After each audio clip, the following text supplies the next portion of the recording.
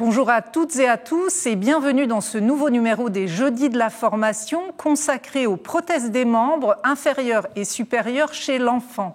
Dans cette émission, nous nous intéresserons à l'évolution de ce dispositif de l'enfance jusqu'à l'âge adulte. Et n'oublions pas d'ailleurs que ces prothèses ne sont pas de simples outils de remplacement permettant une certaine mobilité. Ils sont aussi des éléments importants dans la reconstruction de la personne et dans l'acceptation du handicap. Pour en savoir plus, je suis avec Vincent Drouin. Bonjour. Bonjour. Vous êtes donc orthoprothésiste à Dijon, chez Protéor, une entreprise spécialisée dans les dispositifs médicaux orthopédiques, dont les prothèses externes dont on va parler, et aussi membre créateur de l'association De Bout en Bout. Alors tout d'abord, nous allons nous attarder sur les éléments qui décrivent au mieux les prothèses afin de mieux comprendre.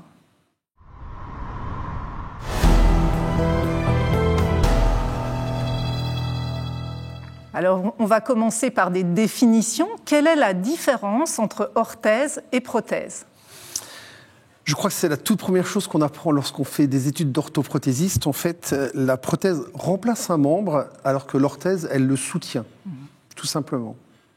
C'est aussi simple que ça. C'est aussi simple que ça. Alors, combien de personnes sont concernées par les prothèses et en particulier les enfants ? Est-ce que vous avez des chiffres ou nous donner des valeurs ? Sur les adultes, on estime entre 8 et 9 000 nouveaux amputés par an en France, chaque année. La proportion d'enfants, en fait, elle est assez difficile à trouver. Moi, je n'ai pas trouvé de statistiques, mais on l'estime à quelques dizaines tout au plus, heureusement. Et par contre, chez les adolescents, on pourrait considérer qu'il y a peut-être un peu plus d'adolescents touchés par l'amputation que les très jeunes enfants. D'accord. Et en fait, chez les enfants et les adolescents, c'est plutôt une demande fonctionnelle ou plutôt esthétique ? C'est vrai que les technologies d'esthétique ont tendance à disparaître aujourd'hui au profit des nouvelles technologies. Au niveau des enfants, c'est clairement l'aspect fonctionnel de l'appareillage qui est recherché et non pas son esthétique. Pour la simple et bonne raison, c'est que ces enfants ont très envie de reprendre leur activité d'avant. Donc elles vont continuer à sauter, elles vont continuer à jouer au foot, enfin, ce qui provoque parfois des scénarios assez rigolos, entre guillemets. Mais c'est effectivement clairement le côté fonctionnel qui est privilégié pour les enfants. Alors, dans le cas de l'enfant, là, c'est de ce dont on parle aujourd'hui, dans quel cas on va mettre une prothèse ? Après quelle maladie ou quel accident de la vie ? Je fais la distinction entre les très jeunes enfants et les adolescents. Sur les très jeunes enfants, la cause essentielle de l'amputation, c'est l'accident domestique. Ce sont également les maladies, mais c'est souvent l'accident domestique. J'étais un petit peu cru, mais c'est vrai que c'est la casserole d'eau chaude qui va tomber sur un enfant, ça va être l'accident de barbecue. Ce peut être également l'accident de tondeuse, qui existe malheureusement encore beaucoup. C'est l'enfant qui galope, papa ne fait pas attention, et malheureusement, un accident arrive. Chez l'adolescent, on va trouver les accidents plus de la circulation. C'est à l'adolescence, on a envie de découvrir beaucoup de choses. Parfois, on prend des risques et parfois, ça se termine assez mal. Donc on va trouver effectivement des amputations suite à ces accidents un peu bêtes, entre guillemets, mais également on va trouver des ostéosarcomes qui peuvent se situer au niveau de la cheville ou au niveau du genou. Ça, c'est assez fréquent, oui, malheureusement. Et donc chez l'enfant, il y a des spécificités par rapport à l'adulte ? La spécificité, c'est surtout au niveau technique et au niveau de la prise en charge, en fait. Sur le plan technique, en fait, on est confronté à la problématique de taille. C'est-à-dire qu'un enfant qui est tout petit, il faut respecter les proportions du membre, évidemment. Donc forcément, ça provoque quelques difficultés pour concevoir l'appareillage. Donc les enfants font effectivement preuve de beaucoup d'adaptabilité, et puis l'orthoprothésiste fait preuve de beaucoup d'imagination pour trouver des solutions, alors qu'ils sont assez provisoires. J'en viens à aux deuxième spécificité, c'est la prise en charge. C'est-à-dire que dès l'instant où l'enfant a besoin de renouveler son appareillage, l'assurance maladie en France autorise en fait les renouvellements assez facilement et surtout les réparations. Ce qui n'est pas le cas pour l'adulte, puisque l'adulte, lui, en fonction de son niveau d'activité, va remplacer sa prothèse entre 3 et 5 ans. Là, chez l'enfant, c'est presque à la demande, en fait. D'accord. C'est vraiment intéressant pour ça. Et quelles sont les différences entre les prothèses de membres inférieurs et membres supérieurs pour l'enfant? Est-ce qu'on va tenir compte des mêmes choses? Dans les deux cas, pour les tout petits, il s'agit d'intégrer la prothèse au plus tôt dans le schéma corporel. Alors pour le membre supérieur, ça va être effectivement de voir effectivement que les mains sont bien là, que la préhension peut être faite malgré la prothèse. Pour le membre supérieur, en fait, il s'agit également d'équilibrer en fait la ceinture scapulaire. C'est-à-dire que lorsqu'une personne est amputée, le poids du membre sain fait que parfois, on peut avoir des problèmes de dos qui sont dus à ce déséquilibre. Le port d'une prothèse va permettre de rééquilibrer cette ceinture scapulaire. Au niveau du membre inférieur, par contre, ça va être de très très rapidement intégrer la prothèse dans le schéma de marche, surtout pour les petits bébés en fait, puisque le schéma de marche n'est pas encore acquis, donc on va essayer de faire en sorte de l'acquérir avec la prothèse. Pour les adolescents, c'est un peu différent parce que tous ces schémas sont déjà acquis depuis longtemps, donc on va être à peu près dans le même processus qu'un adulte, à savoir, on va être plutôt basé sur de la rééducation et de la réadaptation en fait. Très bien. Alors nous allons voir maintenant comment ça se passe en pratique.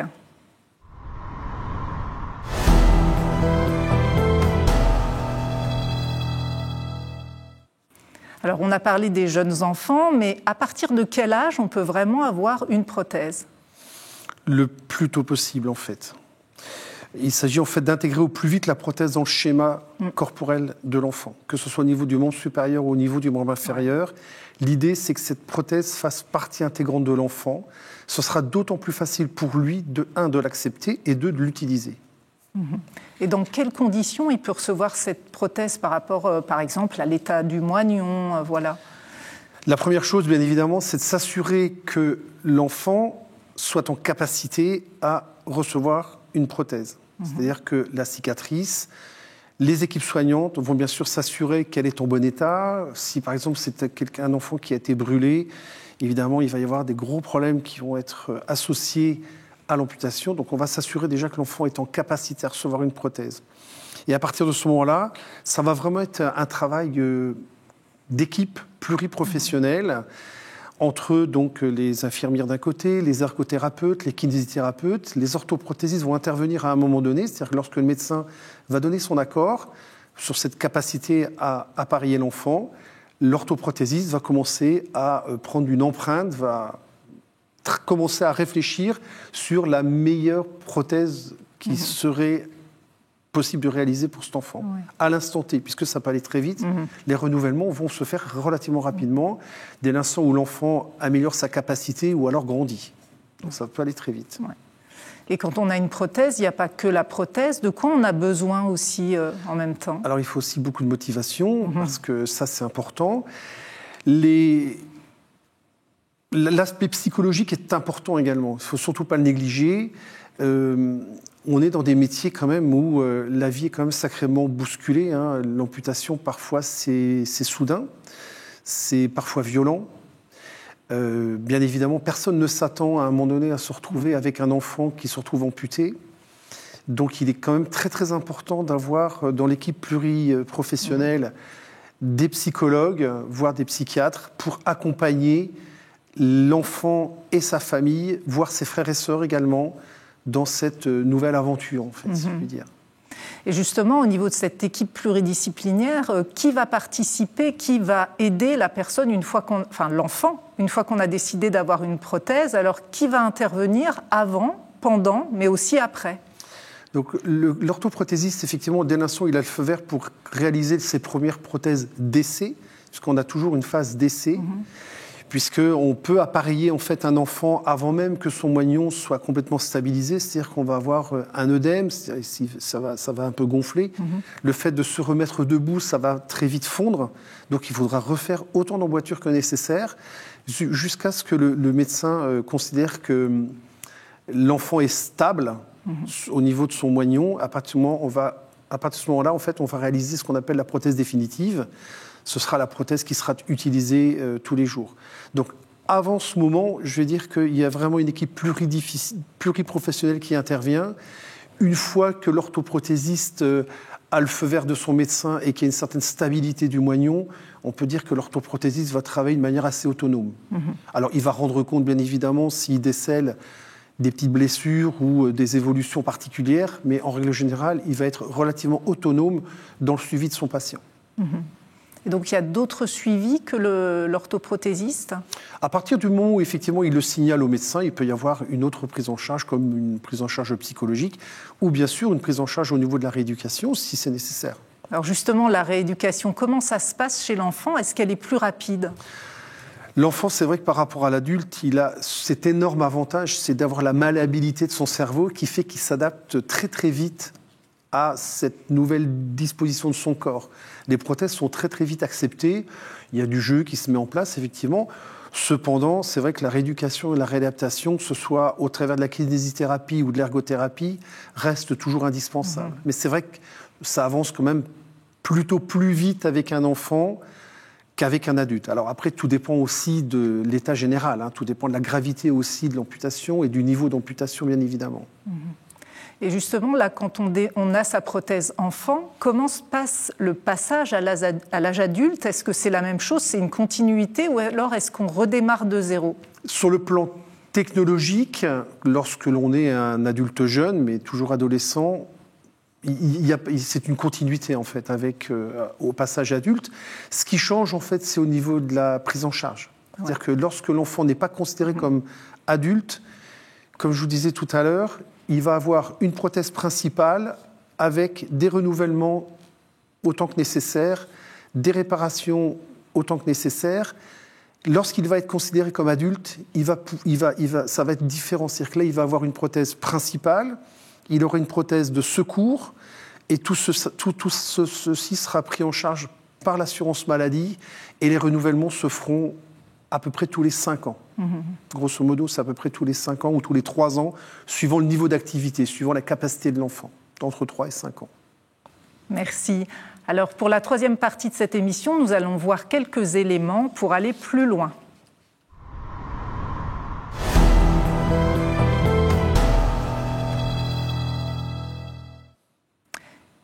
Alors, comment ça se fabrique une prothèse pour enfant? C'est personnalisé, c'est à la chaîne, c'est vraiment spécifique à l'enfant? Alors, une prothèse reste complètement unique et propre à chaque personne. C'est-à-dire qu'une prothèse ne peut pas du tout servir pour une autre personne, puisque la base de tout, c'est ce qu'on appelle l'empreinte. On va faire une empreinte du membre à appareiller, que ce soit une prothèse ou une orthèse. Il existe 2 grandes familles, en fait. Une technique un peu ancienne, je dirais, et les nouvelles technologies qui arrivent maintenant sur le marché. La première technique consiste à envelopper le membre, en fait, avec des bandes plâtrées, tout simplement, de manière... Alors, on va faire ce qu'on appelle un moulage orienté, c'est-à-dire l'orthoprothésiste va disposer ses mains à certains endroits pour faire ressortir certaines zones un peu osseuses qui vont avoir toute leur importance, en fait, soit dans l'accrochage de l'appareillage ou soit dans le confort de l'appareillage. De cette empreinte, en fait, on va couler du plâtre à l'intérieur, on va attendre que ça durcisse, on va enlever ces bandes plâtrées, donc on va avoir une copie conforme en fait, du membre en plâtre. Ensuite, on va le rectifier, c'est-à-dire qu'on va gratter certaines zones, on va recharger certaines zones, on va lisser, et cette forme va nous servir de base pour la réalisation de la prothèse ou de l'orthèse. Ça, c'est la première technique. La deuxième technique, on l'utilise pour des personnes qui sont en capacité de rester immobiles. Ça va être l'utilisation d'un scanner. On va utiliser un scanner, même un smartphone. Maintenant, les dernières générations de smartphones permettent de prendre une empreinte du membre à appareiller.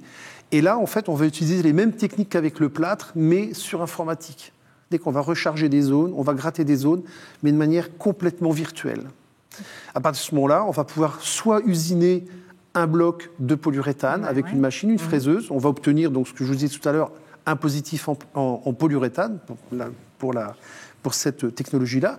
Mais également, maintenant, on arrive avec l'impression 3D à réaliser directement par des pots de fil ou alors par les systèmes de poudre, d'avoir directement l'emboîture réalisée. On ne passe plus par la phase du positif. Ce qui est beaucoup plus économique, d'une part, et sur le plan écologique également, ça a aussi de l'intérêt. Et puis ça s'est simplifié, en fait. Alors, c'est simplifié, c'est différent. Je dirais que ça reste quand même... Ce sont des outils qui sont utilisés différemment. Mais je ne peux pas dire que ce soit plus simplifié. Pas forcément. Après, sur les fabrications de prothèses dans la globalité, effectivement, il existe quelques sociétés en France qui font Je ne dirais pas que c'est de la chaîne, mais il y a eu une formalisation du travail de manière à, quand on réalise une prothèse, toute la partie montage est à peu près identique. Donc on peut considérer qu'il y a une certaine forme de semi-industrialisation, puisque effectivement les délais sont toujours importants pour le patient qui attend sa prothèse parfois avec impatience. Donc on essaie de raccourcir ces délais. Mais ça reste toujours un produit unique. Voilà, propre à la personne. C'est propre à la personne. Tout à fait. Et donc quel est l'entretien de ces prothèses ? C'est de l'entretien courant. On demande à la personne de toujours bien faire attention à son matériel. Alors, c'est d'autant plus vrai pour les enfants lorsque ils s'en vont faire du foot ou courir, etc. Donc, les moindres signes de fatigue, on demande aux parents de bien surveiller l'appareillage parce que si ça casse, comme je disais tout à l'heure, il n'y a pas de prothèse de secours. Donc, on voit souvent le mercredi après-midi les orthoprothésistes qui sont appelés en urgence par les parents pour faire une réparation la plus rapide possible et la plus solide possible, parce qu'effectivement, l'enfant aura cassé sa prothèse. Donc, au premier signe, il faut effectivement prévenir son orthoprothésiste. Sinon, c'est de l'entretien courant, de propreté, de nettoyage. Lorsqu'il y a un manchon, effectivement, l'hygiène est quand même importante, puisqu'on a un contact quand même au niveau de la peau. Donc, c'est important d'avoir un minimum d'hygiène. Sinon, voilà, c'est de l'entretien courant, quoi. Ouais. Rappelez-nous un peu ce qu'est un manchon. Alors, le manchon, en fait, recouvre le moignon. En fait, il sert d'interface entre le moignon et l'emboîture. Et cette interface, en fait, elle est réalisée, alors ça dépend des matériaux. On a des gels de copolymère, on a des gels de silicone, on a du silicone, on a du polyuréthane. Il y a tout un tas de matériaux comme ça. Et ça permet de protéger, en fait, le moignon des agressions de l'emboîture. Mais surtout, et ça c'était une des révolutions techniques des années 90, c'est que comme il est légèrement compressif, il permet en fait de beaucoup mieux répartir les pressions qui sont exercées sur le moignon et donc de diminuer de manière très importante les blessures. Ça, c'était vraiment une révolution technique dans les années 90, l'apparition du manchon silicone à l'époque. Par une société islandaise. C'est une société islandaise qui a imaginé ce système, qui a vraiment révolutionné l'appareillage dans le monde entier. Hein, et c'est automatique ou pas d'avoir un manchon quand on a une prothèse ? Alors, en tibial, c'est à 99,5%, sauf dans des situations particulières, on met ce type de manchon. En fémoral, ça dépend. Ça dépend du contexte, mais ça se fait de plus en plus. Aujourd'hui, de plus en plus d'amputations fémorales, le patient dispose d'un manchon qui lui permet d'avoir du confort et surtout de mieux répartir ses pressions et donc d'éviter les blessures. Alors tout à l'heure, vous avez évoqué le sport chez l'enfant, mais justement, quand on fait du sport, est-ce qu'il y a des prothèses spécifiques au sport ou est-ce qu'on peut en faire l'enfant peut en faire avec sa prothèse habituelle ? Alors il existe des matériels pris en charge par l'assurance maladie qui permettent d'avoir une petite activité physique. Cependant, à partir du moment où la personne souhaite faire des sports avec une haute intensité ou de forts impacts, comme du basket ou des choses comme ça, il est quand même conseillé d'avoir du matériel un peu spécifique. On le voit par exemple pour la course à pied, ces fameuses lames qui permettent de faire de la course à pied. Aujourd'hui, ces matériels donc, nécessitent des adaptations spécifiques. C'est vraiment quelque chose de spécifique. Dans la plupart du temps, c'est spécifique. Et il n'y a pas de prise en charge au niveau de l'assurance maladie. Effectivement, il y avait un débat qui a été ouvert où une prise en charge pourrait être faite par les MDPH, mais aujourd'hui, il n'y a pas d'éléments qui vont dans ce sens aujourd'hui. C'était des pistes de prise en charge. Ouais, donc là, oui, par rapport à la prise en charge, les assurances complémentaires, les mutuelles, elles peuvent aussi prendre en charge ? Alors, tout dépend du contrat que vous avez. Le problème de la mutuelle, c'est que la mutuelle se base toujours sur un code de la sécurité sociale. Or, le code de la sécurité sociale ne prévoit pas de prothèse de sport, donc ne peut pas prendre en charge quelque chose qui n'existe officiellement pas au niveau de l'assurance maladie. Donc là, il y a un genre de vide juridique, il y a quelque chose qui est assez particulier. Parfois, au bon vouloir des mutuelles, il peut y avoir une prise en charge, mais à ma connaissance, ça reste assez restreint. Ce sont les associations souvent qui font le lien, en fait. Alors, parmi mes premières questions, j'avais demandé aussi si la prothèse était là aussi pour le côté esthétique. Donc, il existe des recouvrements, un habillage. Comment c'est pris en charge aussi, ça ? Alors, l'esthétique, effectivement, est prise en charge par l'assurance maladie. Il y a possibilité maintenant, avec les impressions 3D, de faire des esthétiques. Alors, ce sont des coques Ce sont des coques qui sont plus ou moins souples, ça dépend, mais on n'est plus du tout dans l'esthétique qui était anatomo-mimétique, comme on dit, qui ressemblait vraiment parfaitement à la jambe saine. Ça a tendance un peu à disparaître au profit justement d'une coque qui va être à la fois protectrice, qui va donner du volume à la jambe, mais surtout qui va donner un côté fun à la prothèse. Oui, c'est sûr, ouais. Le regard des gens a beaucoup évolué depuis une quinzaine d'années à peu près. Et là, on voit que la personne, elle est amputée, mais elle va avoir une esthétique particulière qui va rendre sa jambe originale. C'est sûr. Il y a une évolution quand même des mentalités à ce niveau-là. Et au niveau fonctionnel, donc là, finalement, on parle de la prothèse, on va dire, de base, mais il en existe des plus sophistiquées. C'est pareil, c'est pris en charge, C'est toujours la même problématique. Aujourd'hui, la prise en charge de l'appareillage en France est relativement compliquée pour les nouveaux matériels.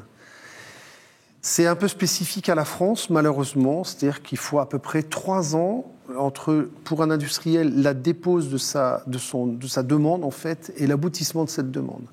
Ça passe par de l'étude clinique, l'appareillage orthopédique, les composants sont basés sur le même principe que les médicaments. Ça peut paraître spécial, mais c'est comme ça. Toujours est-il que ça décourage quelques industriels, effectivement, de faire des demandes de prise en charge, ce qui fait qu'aujourd'hui, on se retrouve avec du matériel qui est relativement bien pris en charge en France, mais les nouveaux matériels ont quand même du mal à intégrer cette LPPR, donc la liste des produits et des prestations remboursables au niveau de l'assurance maladie, qui fait que ce n'est pas remboursé. Ouais. Ce n'est pas remboursé. Les mutuelles ne prennent pas en charge parce que, comme je vous disais tout à l'heure, il n'y a pas de code LPPR, c'est pas reconnu par l'assurance maladie, donc il n'y a pas de complément possible. Donc, la prise en charge peut se faire seulement au niveau des assurances lorsque vous avez subi un accident de la circulation. Donc c'est ce qu'on appelle la loi Badinter de 85. C'est-à-dire que si vous avez un tiers responsable, dans ce cas-là, l'assurance du responsable, là, elle prendra en charge complètement tout l'appareillage pour le restant de vos jours. Ouais. Donc il y a une grosse disparité quand même entre la personne qui se retrouve amputée, par exemple, par rapport suite à un ostéosarcome ou un accident domestique, et la personne qui se retrouve amputée avec un tiers responsable. Là, il y a vraiment un écart qui est très important, qui va approximativement de 1 à 5, 1 à 6 en termes de possibilités d'appareillage en France. C'est un petit peu dommage.